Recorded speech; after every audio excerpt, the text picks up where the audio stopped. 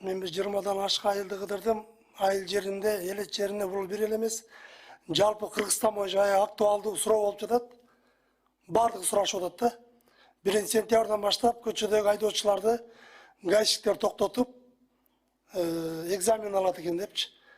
Ал эми ошо кандай кылып эми көчөдөн бара тура токтотуп эле эмне кылып алат? Гаишниктер өздөрү алабы? Же унаа кызматкерлери алабы? Ушул жөнүндө бизге абдан көп суроо болду. Ошол суроолорду эми массалык маалымат каражаттары найма түз көрүп жатат. Ошол жөнүндө сурооду тагыраак маалымат берип койсоңуз, азыр элдин баары бушайман болуп атат да. Көчөдөн бараткандар тозуп алып эле, мисалы, эми знактар мүмкүн унутуп койгондор бар экен, возрасттагыларыбыз бар дейт. Ошону биз акыркы убакта көп ойлонуп атабыз дейт. Ушул жөнүндө айта кетсеңиз. Бул боюнча мен айта кетсем. Коррупция учурат бул боюнча да. Руслан Шергазиевич, сиз айтып атасыз, туура айтып атасыз, бул дагы көп эме жаратып атат, бирок азыркы убакта бул биз азыр бул суроону карап атабыз, кандай жол менен кылабыз, кандай кылабыз деп.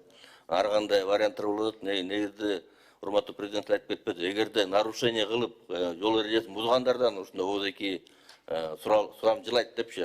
Жөн эле көчөдө кетип баратканда эчтеген бузбай кетип баратса, ГАИ аны сурамак түгүл токтотконго акысы жок да. Биздин азыр мыйзам боюнчачы токтотушпайт.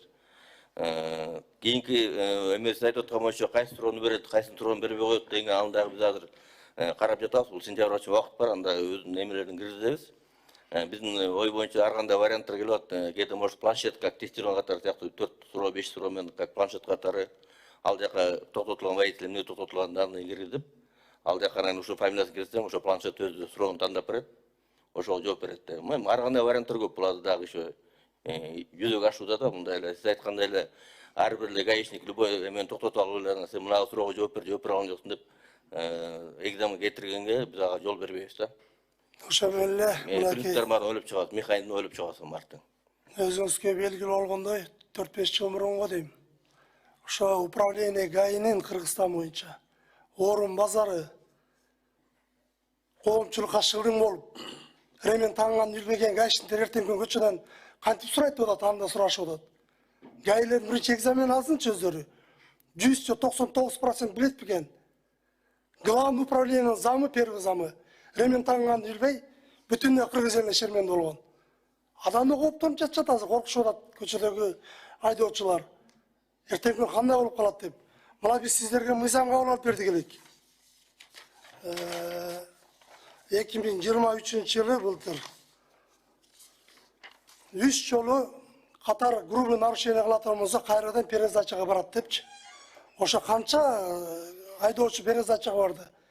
Мен көргөн аны иштегенин көргөн жокпуз да. Руслан Шергазиевич, мен бүгүн башка мыйзам менен келдим эле, ал боюнча мыйзам менен чакырсак дайрдан келен андай статистиканы көтөрүп алып, Хорошо, ошолорду баарын биле албайм да, азыр башымда сакталбайт. Мен бая биз элге барганда, эл өкүлү болгондо эң башкы көйгөй биздин элдин көйгөйүн айтыш керек экен да. Ошол жерде эл айтып сурап атат, ушу боюнча катыраак айтып койсоңуздар дейт. Бизден билесиздер, эртең коррупция элементтер чоңураак жоголтуруп кетиши мүмкүн.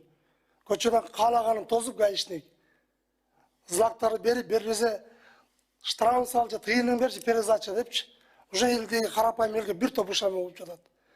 Биз анын баарын тең иштеп чыгып атабыз, андайга жол бербейбиз. Каалаган эле тосуп, каалаган сурап экзамен кетиргенгечи биз ал жак баарын тең иштеп чыгып атабыз. Ал дагы убакыт бар, ал боюнча жумуш жүрүп атат.